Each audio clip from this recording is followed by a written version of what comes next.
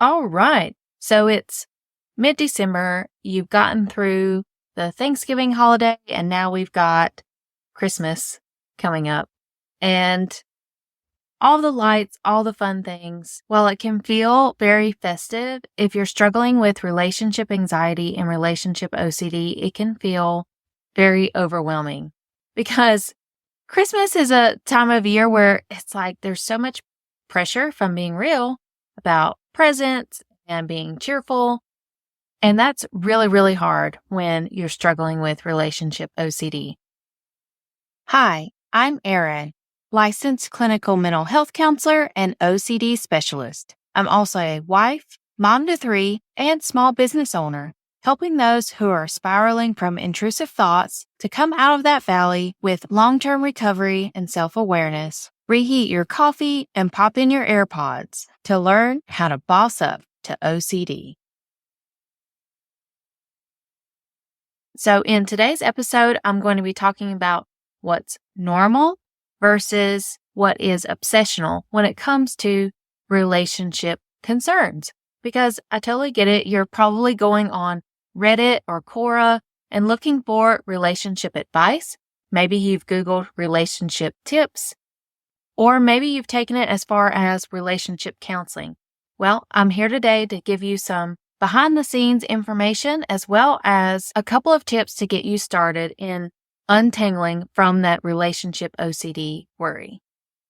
And if you want to go ahead and get a jump start, and if you're curious about, do I have relationship OCD or are my concerns reasonable, I've got a quiz for you.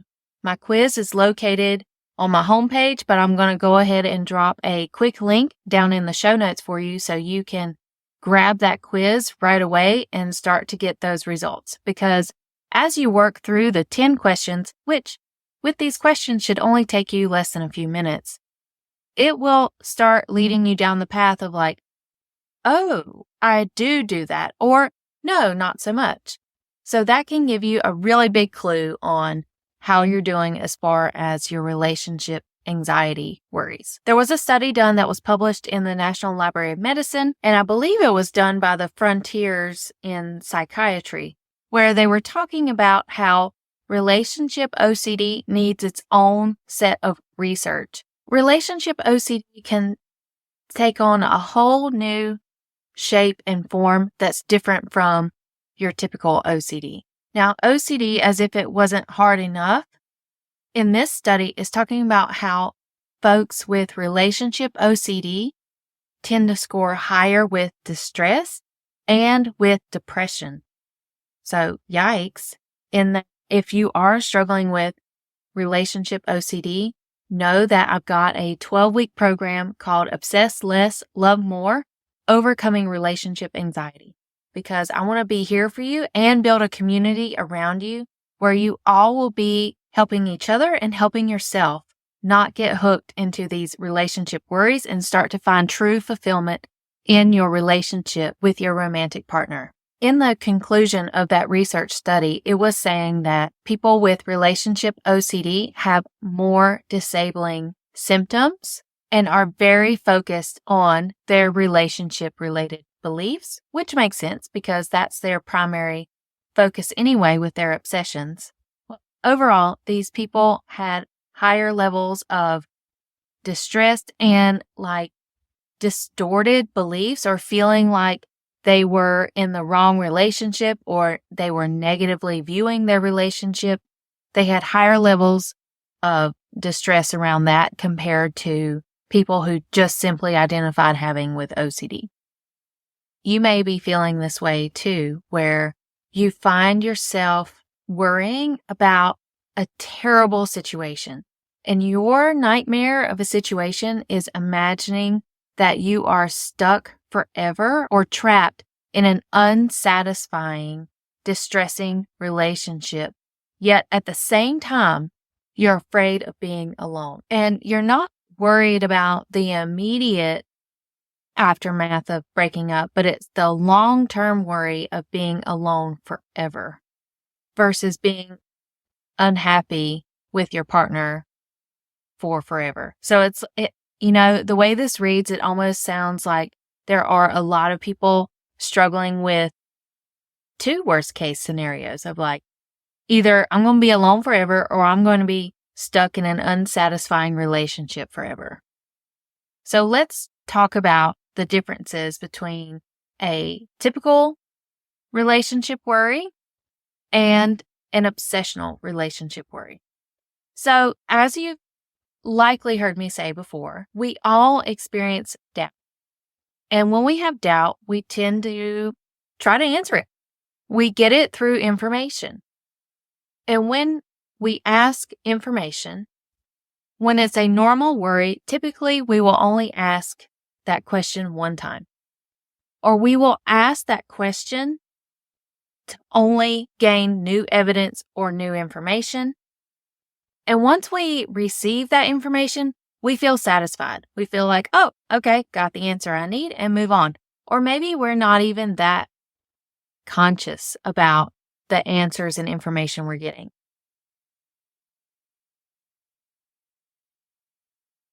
What's really interesting is that someone who is looking for information, they actually ask questions that are answerable. You know, like they're not doing a what if question that could go on forever or be so open-ended or unanswerable.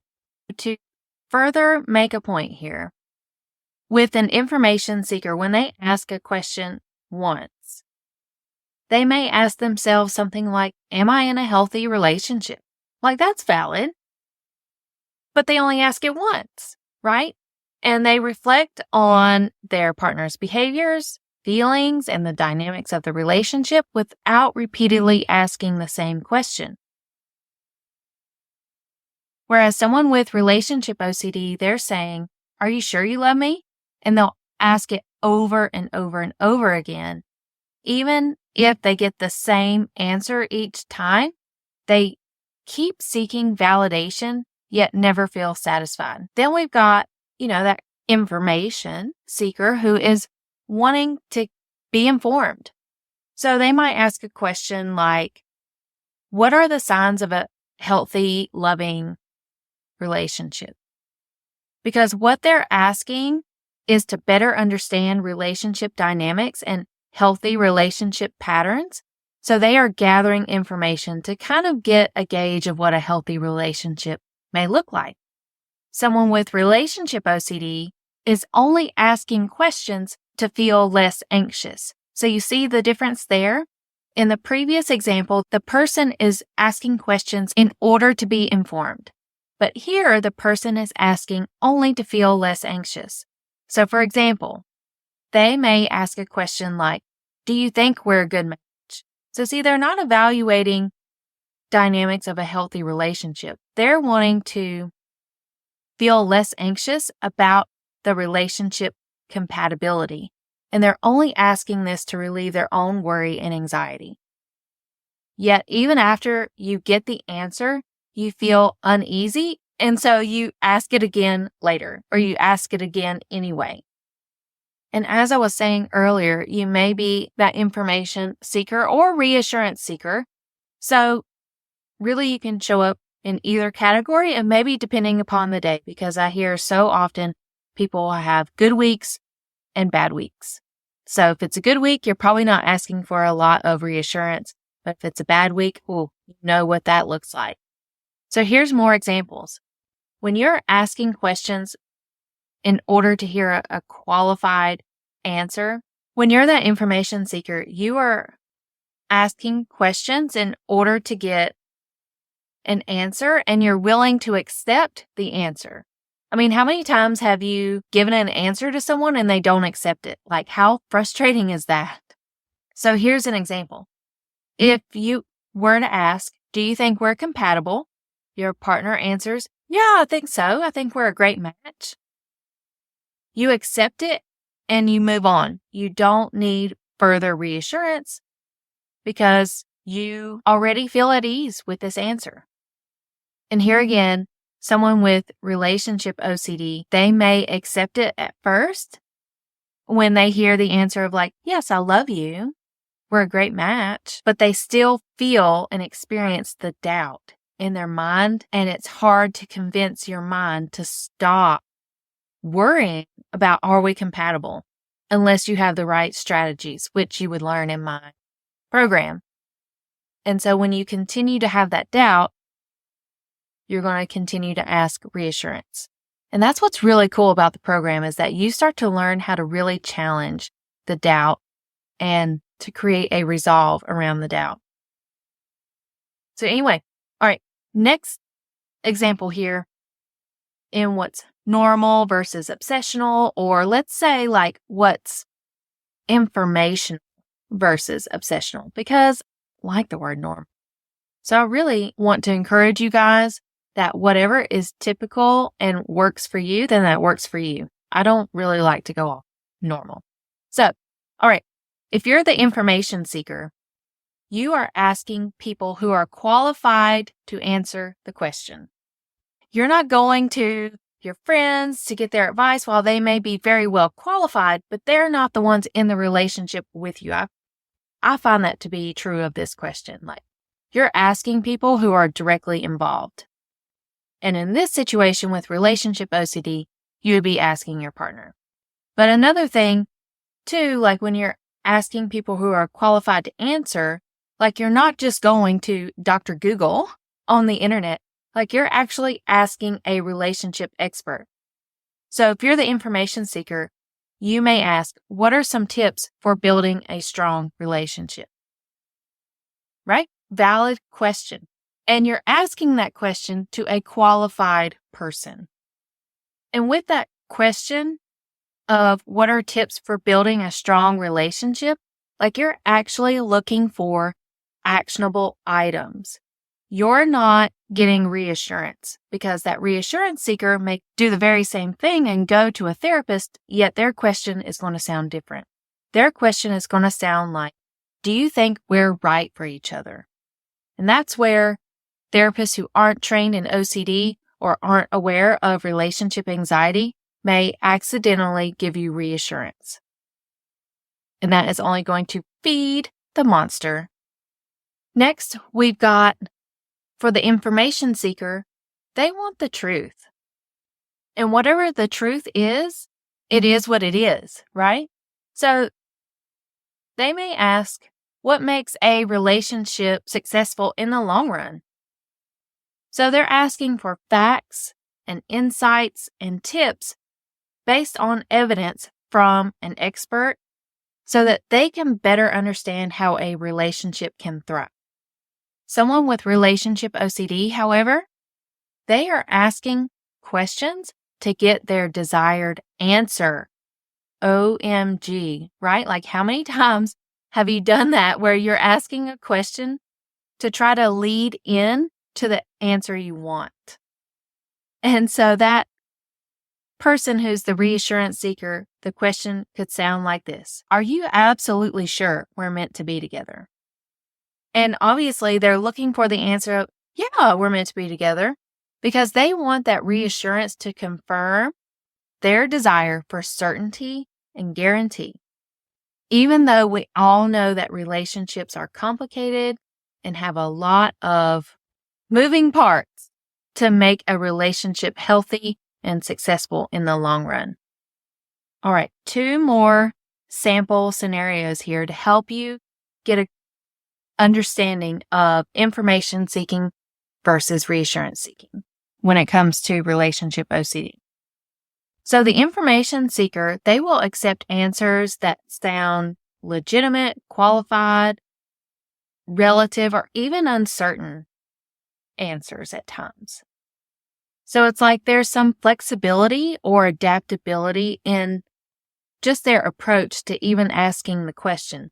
So, I mean, they could ask something like, do you think I'll always feel this way about my partner? And then probably after a brief conversation and reflection, it's that they know that there's some uncertainty and they can accept that and can be okay with that. And if you're a reassurance seeker, you're on the other side of the fence going, how? How are you okay with that? Tell me your secret, because that reassurance seeker is on the other side of the fence saying, well, are you 100% sure you'll never leave me?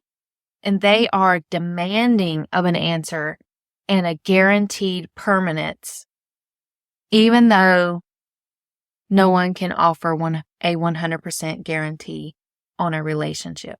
Well, on the certainty of a relationship. And yes, I know even with all the promises and things, it can be challenging to accept uncertainty, which is exactly why I created my program to help you ladies through that uncertainty and embrace true fulfillment with the love of your life. And the last example here, the person who is the information seeker, they pursue information and questions and answers only out of necessity to make a decision, or they only look for information that is necessary to form a conclusion. So let me tell you the example here. It could come in the form of a question like, do I feel fulfilled emotionally in this relationship? So they're only looking for specific information to assess their feelings, and they'll move forward with a thoughtful decision. So see, they're only asking the question in order to draw a conclusion. And then they move on. The reassurance seeker, not so much. And so here comes a what if question, which you may experience a lot of these.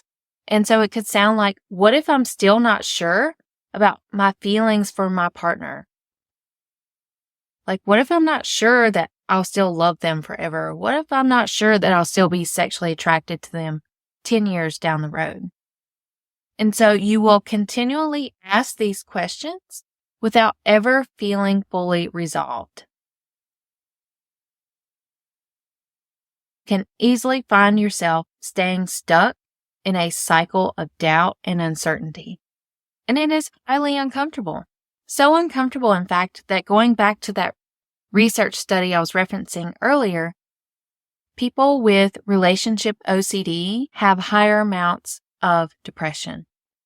And again, people with relationship OCD have just as much, if not more, stress than their counterparts who also have OCD, but they don't have the relationship. So in this program, we are getting clear on helping you gain those tips and strategies for you to create peace, presence, and true connection in your relationship. Check out the show notes for the relationship anxiety quiz so you can get started in understanding, do I have relationship anxiety? Are my worries unreasonable?